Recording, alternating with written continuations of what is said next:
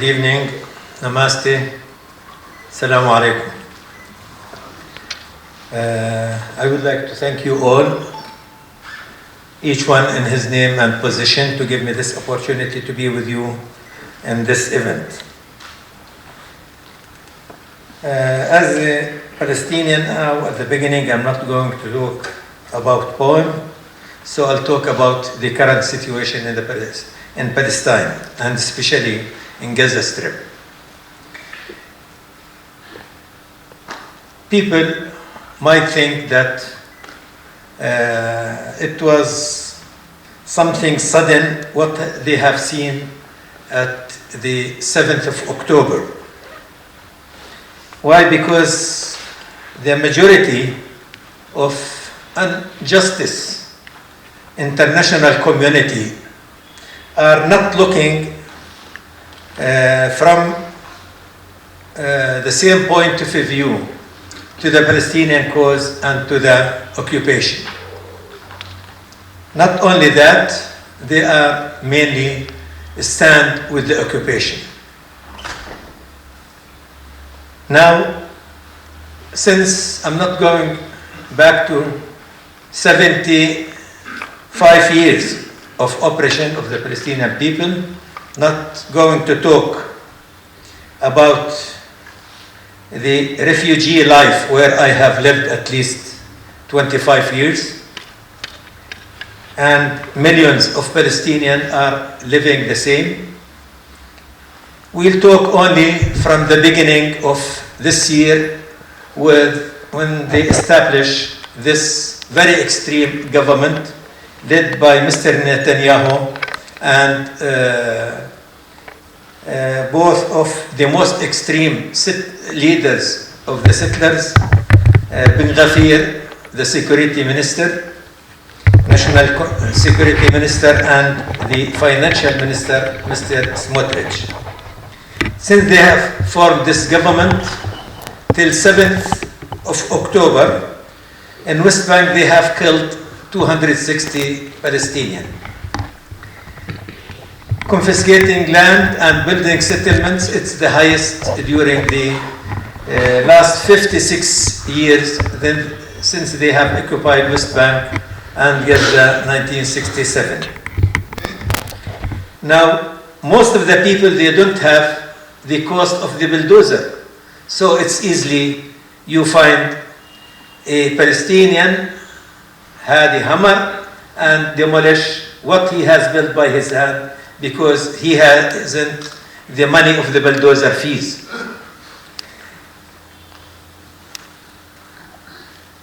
In East Jerusalem, we are also facing kind of conviction. They want the people to go out of East Jerusalem to West Bank. They attack Al-Aqsa Mosque.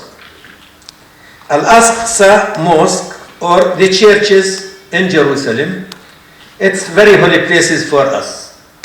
Al-Aqsa Mosque is the first Qibla for Muslims. People who doesn't know what's the meaning of Qibla, now Muslims, when they want to pray, they pray toward Mecca. Before Mecca, all Muslims used to pray toward Al-Aqsa in Jerusalem. So the settlers, defended by the Israeli army, every day they attack Al-Aqsa, and they divided Al-Aqsa in time till now between Muslims and Jews. From 7 o'clock till 11:30, Muslims are not allowed to go to Al-Aqsa. It is for the Jewish, defended by the Israelis army. And if you shout Allahu Akbar, they might take you to jail. They are planning also to build the third temple and divided Al-Aqsa by place. So they want to build their temple in Al-Aqsa. This place is very sensitive. and it's affect all Muslims all around the world. Now when we go to Gaza Strip, Gaza, as you know, it's sieged for about 17 years now. 2.3 million can't move. Poverty is about 70%. Controlling Gaza Strip by their drones. They can assassinate anyone by their drones anytime they want. Poverty is more than 70%. So this is a very brief message about the situation, what was going on before 7th of October. Now, lots of people talking now about the hostages. 120 people. All the world are talking about 120 people hostages with the Palestinians in Gaza. But no one talk about 5,000 people in the Israeli prisons before 7th of October. Or majority of them, their sentence is very high. When I say very high, when the Israelis sentence say lifetime, it means 100 years. Not like other countries, 20 years, and they call it governmentally 20 years, which the year is 9 months only. So it's about 17 years in jail. While in Israel, lifetime is 100 years. It's easy, you can find a Palestinian sentence is 1,100 years in jail. Those no one talk about them. Now, from 7th of October till now, they have killed in West Bank 310 people. While let me talk about jailing people. From 7th of October in West Bank, 4,800 people has been detained by the Israelis from 7th of October. So up to 5,000, it's with now they start jail people from the 10 people from Gaza, and not less, we don't know exactly the number, and you might see some photos that in this very cold time they keep them nude in that sitting in the stadium without any cloth. So we have now more than 10,000 people in the Israeli prisons. No one talk about them. They are still talk about 120 hostages Israelis. While it's occupation from the beginning. They talk about Israel has the right to defend itself. The occupation, according to the international law, it hasn't the right to defend itself. People under occupation, under colonialism, who has the right to resist occupation in all means, including the armed struggle.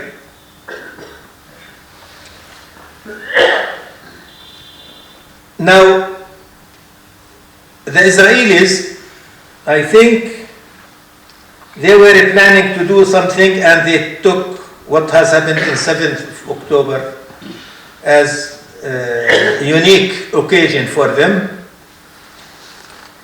especially in Gaza, and they will do that in West Bank if they can. They want to evacuate people from Gaza Strip to Egypt and from West Bank to Jordan. Why they want to evacuate people from Gaza? And because of that, what you have seen of that demolition in Gaza and the killing, they want to treat people. They don't want to leave any place for the people to return back to their homes.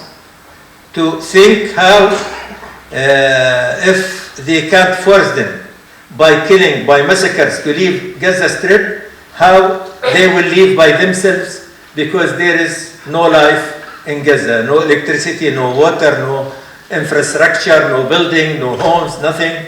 So this is what they are thinking, and the target of that they are planning to make a new channel called Ben Gurion Channel from Eilat in the Red Sea to the West Bank, like the Suez Channel. This is one. Secondly, when it comes to population, between the Palestinian and the Jewish, in historical Palestine, which it means Israel, West Bank, including East Jerusalem and Gaza Strip, approximately we are same. They are about 1 million, and maybe we are 7.3 million. So they want to evacuate people. They want the land without people. Third thing, there is resources and the cost of Gaza, especially the gas. So they don't want anyone to share them in that resources, and they want to take the gas from the coast of Gaza.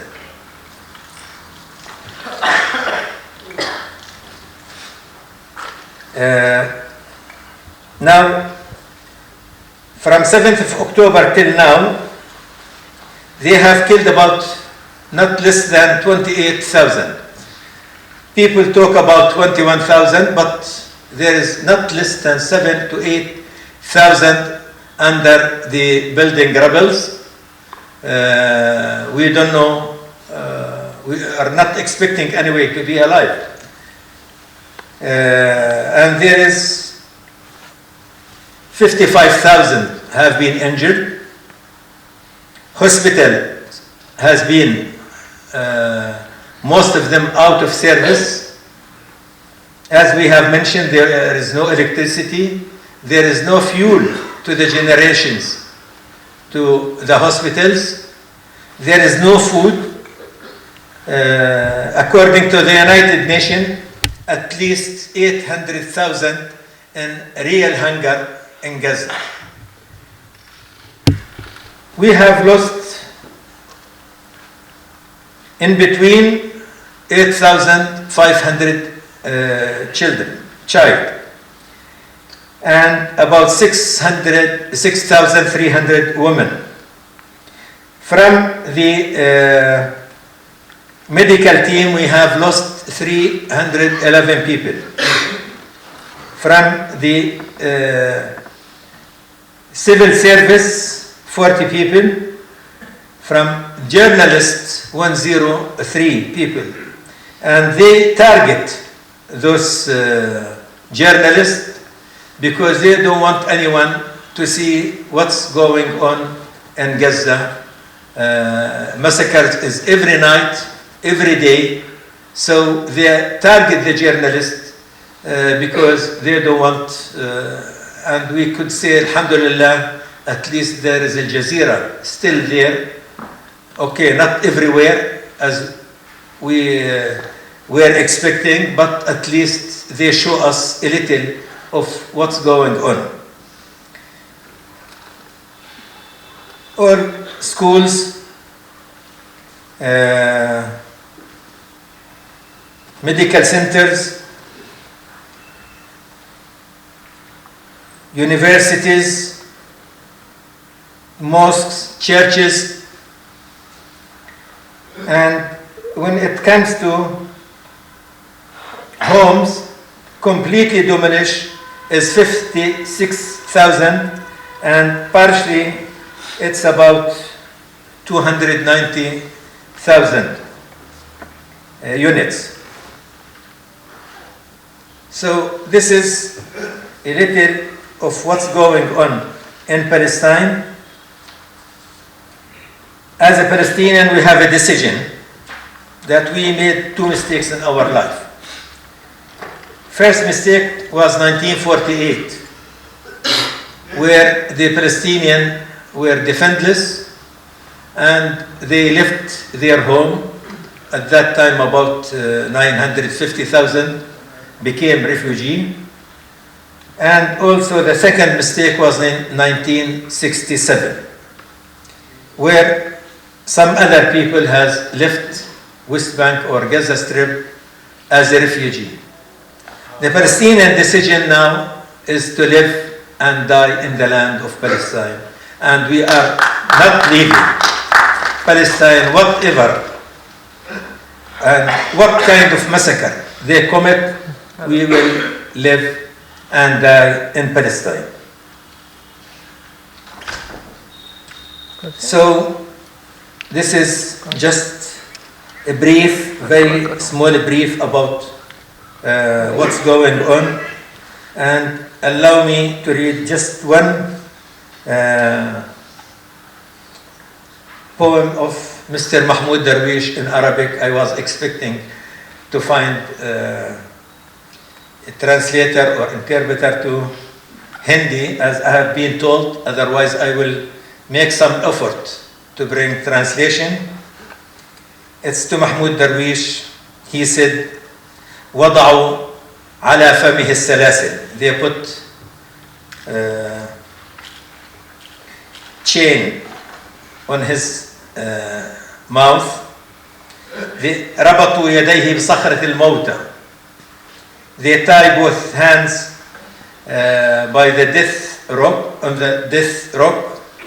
This is what I can translate. And they said, you are killer. وقالوا أنت قاتل.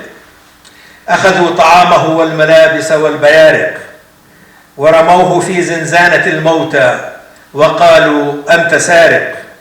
طردوه من كل المرافق. أخذوا حبيبته الصغيرة ثم قالوا أنت لاجئ.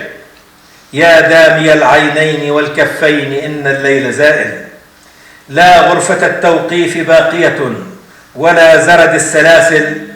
نيرون مات ولم تمت روما بعينيها تقاتل وحبوب سنبلة تجف ستملأ الوادي سنابل. Thank you very much.